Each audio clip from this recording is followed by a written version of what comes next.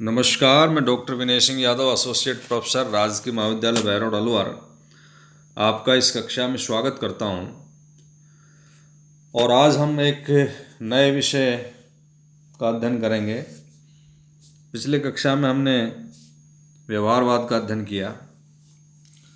आज हम उत्तर व्यवहारवाद, post behaviourism का अध्ययन करेंगे। हमने पिछली कक्षा में पढ़ा कि डेविड ईस्टन व्यवहारवाद के प्रमुख व्याख्याकार और उसके अग्रणी विद्वान थे, प्रणेता थे।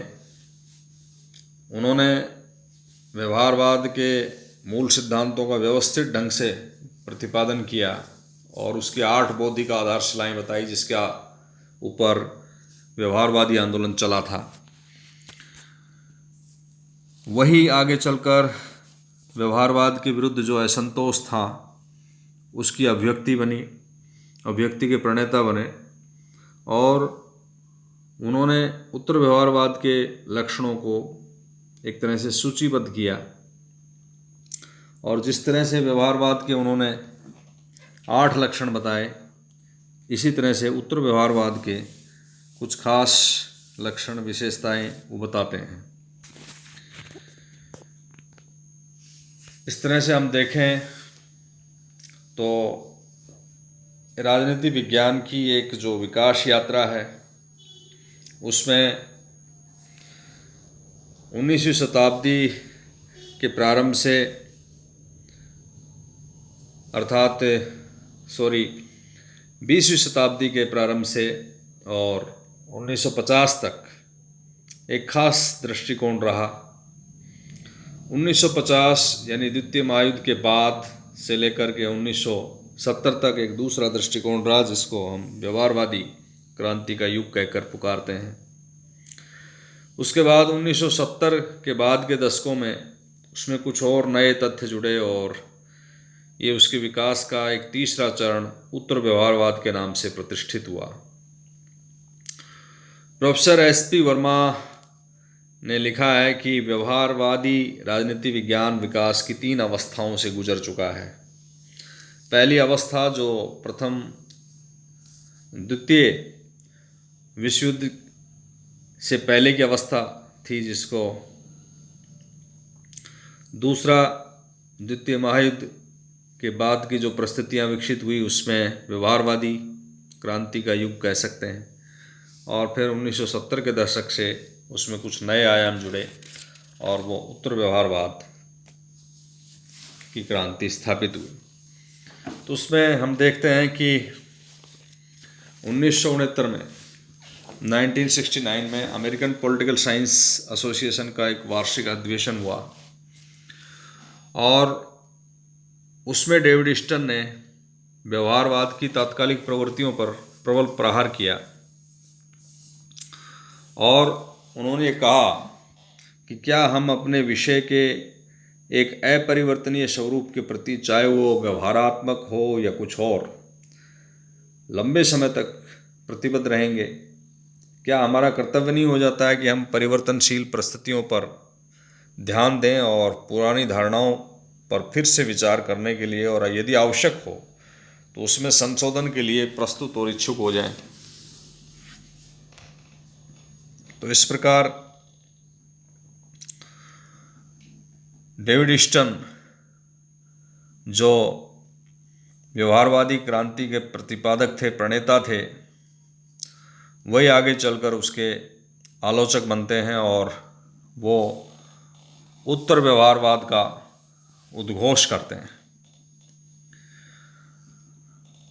ये उत्तर व्यवहारवाद किन परिस्थितियों में और कैसे इसका उदय हुआ, इसको समझने के लिए थोड़ी सी इसकी पृष्ठभूमि हमें जाननी पड़ेगी। कि हमने व्यवहारवादी क्रांति में देखा था कि वो व्यवहारवादी विचारक राजनीति विज्ञान को शुद्ध विज्ञान बनाना चाहते थे, आधुनिक और वैज्ञानिक तकनीकों का प्रयोग करके अपने अध्ययन विश्लेषण को व्यवस्थित और सुसंगत बनाना चाहते थे। और इस होड़ में वो विभिन्न प्रकार की वैचारिक संरचनाएं, प्रतिमान, सिद्धांत बनाने में लगे हुए थे। और बाहर जो दुनिया थी उसमें बहुत सारे तीव्र सामाजिक, आर्थिक, सांस्कृतिक संकट वो सामना कर रही थी बाहर की दुनिया। वे विश्वविद्यालय के जो शानदार प्रांगण थे, जो शोध केंद्र थे, उसमें विभिन्न प्रकार की तकनीकी समस्याएं और मॉडल बनाने में उलझे हुए थे। तो ऐसे में उत्तर व्यवहारवादियों ने प्रश्न किया कि ऐसे शोध अनुसंधान की उपयोगिता क्या है जो समाज और राजनीतिक व्यवस्था के इन विभिन्न प्रकार के संकटों और समस्याओं के निदान की तरफ ही ध्यान नहीं दे।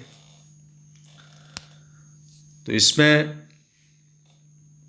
व्यवहारवादियों की जो शैली थी, मूल निरपेक्ष अध्ययन था और केवल तकनीक के पीछे भागने की जो होड़ थी उस पर सवाल किए गए। ऐसे में उत्तर व्यवहारवादी क्रांति एक वास्तविक और बौद्धिक क्रांति के रूप में हमारे सामने आती है। और उत्तर व्यवहारवाद इसी बात पर जोर देता है कि शोध सामाजिक समस्याओं के निदान करने में सार्थक होना चाहिए, प्रासंगिक होना चाहिए। शोध हम कोई भी करें, लेकिन मानवीय समस्याओं के संदर्भ में वो शोध प्रासंगिक होना चाहिए। दूसरा, उन समस्याओं के हल करने के लिए हमें क्रियाशील होना चाहिए। ऐसे में उत्तर व्यवहारवाद ने 2 नारे लगाए थे, कर्म और प्रासंगिकता, एक्शन और रेलेवेंस। तो हम उसके उत्पत्ति के कारणों में देख सकते हैं कि उत्तर व्यवहारवाद जो है, व्यवहारवाद के प्रति एक प्रतिक्रिया थी, क्योंकि द्वितीय विश्व युद्ध के बाद व्यवहारवादी प्रयासों के माध्यम से राजनीति विज्ञान को एक विश्वसनीय और वैज्ञानिक स्वरूप देने की कोशिश की गई, लेकिन बाद में स्वयं व्यवहारवादी इन प्रयासों को अपर्याप्त समझने लगे। वो राजनीति विज्ञान को प्राकृतिक विज्ञान के समकक्ष बनाना चाहते थे, जबकि ये संभव नहीं था। दूसरा, प्राकृतिक विज्ञानों की जो अध्ययन पद्धतियां हैं उनको सामाजिक विज्ञानों की जो अध्ययन पद्धतियां हैं उनको प्राकृतिक विज्ञानों की तरह लागू करना घातक ही सिद्ध हुआ, क्योंकि समाज और व्यक्ति की प्रकृति परिवर्तनशील होती है और उसका अध्ययन प्राकृतिक विज्ञानों की तरह नहीं किया जा सकता। व्यवहारवादियों का ये दावा था कि मानव व्यवहार का हम वस्तुनिष्ठ और वैज्ञानिक अध्ययन करके कुछ निश्चित नियम बना सकते हैं और उनके बारे में भविष्यवाणी कर सकते हैं, लेकिन वास्तव में मानव के व्यवहार का वस्तुनिष्ठ और वैज्ञानिक अध्ययन संभव नहीं है। मानव के व्यवहार के बारे में न तो कोई निश्चित नियमों का निर्माण संभव है, न ही भविष्यवाणी की जा सकती है। इसी प्रकार उत्तर व्यवहारवादी एक तरह से व्यवहारवादी शोध के प्रति असंतोष का परिणाम है। व्यवहारवादी अपने शोध में तथ्य और मूल्य की पृथकता पर बल देते हैं। व्यवहारवाद में मूल्यों के अध्ययन को वैज्ञानिक दुर्बलता माना गया है, लेकिन उत्तर व्यवहारवादी तथ्य और मूल्य दोनों ही व्यक्ति के संदर्भ में प्रासंगिक मानते हैं। और व्यवहारवाद राजनीति विज्ञान को जो विशुद्ध विज्ञान बनाना चाहता था, उसको भी उत्तर व्यवहारवादी सही नहीं मानते और विशुद्ध विज्ञान बनाने की अभिलाषा में समाज और विश्व मानवता के प्रति अपने दायित्वों की उपेक्षा व्यवहारवादियों ने की। और इसी बात से उत्तर व्यवहारवादी इस बात पर जोर देते हैं कि शोध और अनुसंधान ऐसा होना चाहिए जो प्रासंगिक हो, जो सामाजिक समस्याओं के निदान करने में सार्थक हो। तो ये उत्तर व्यवहारवाद के उदय की कुछ प्रस्तुतियाँ थी। अर्थात व्यवहारवादियों ने जो राजनीति विज्ञान को प्राकृतिक विज्ञान बनाने की जो असफल कोशिश की, एक ये महत्वपूर्ण कारण था। दूसरा, व्यवहारवादी मानव व्यवहार के निश्चित नियम देने में असमर्थ हुए।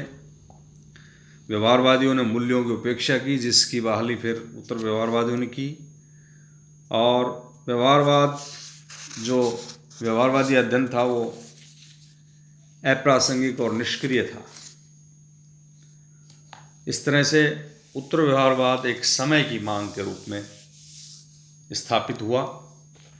और जो डेविड ईस्टन व्यवहारवाद के 8 मौलिक सिद्धांतों का प्रतिपादन करता है, जिनको वो 8 बौद्धिक आधारशिला कहता है, वही आगे चलकर उत्तर व्यवहारवाद के 7 लक्षणों की चर्चा करता है।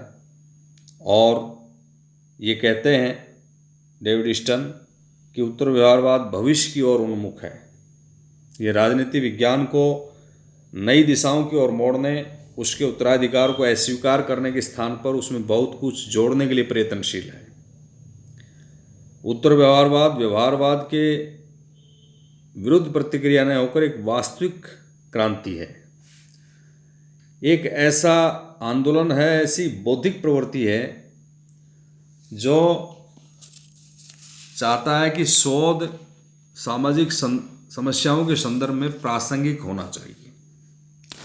और इसलिए उत्तर व्यवहारवाद ने 2 नारे दिए, प्रासंगिकता और क्रियानिष्ठता का, अर्थात रेलेवेंस और एक्शन का।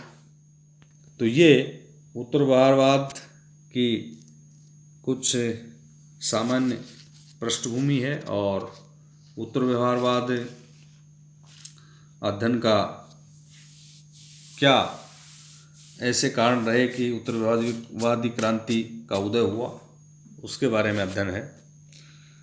आगे हम पढ़ेंगे उत्तर व्यवहारवाद के क्या खास लक्षण बताए डेविड ईस्टन ने, और उसका समालोचनात्मक दृष्टिकोण, व्यवहारवाद और उत्तर व्यवहारवाद के बीच में क्या अंतर है, उनका तुलनात्मक अध्ययन अगली कक्षा में करेंगे। धन्यवाद।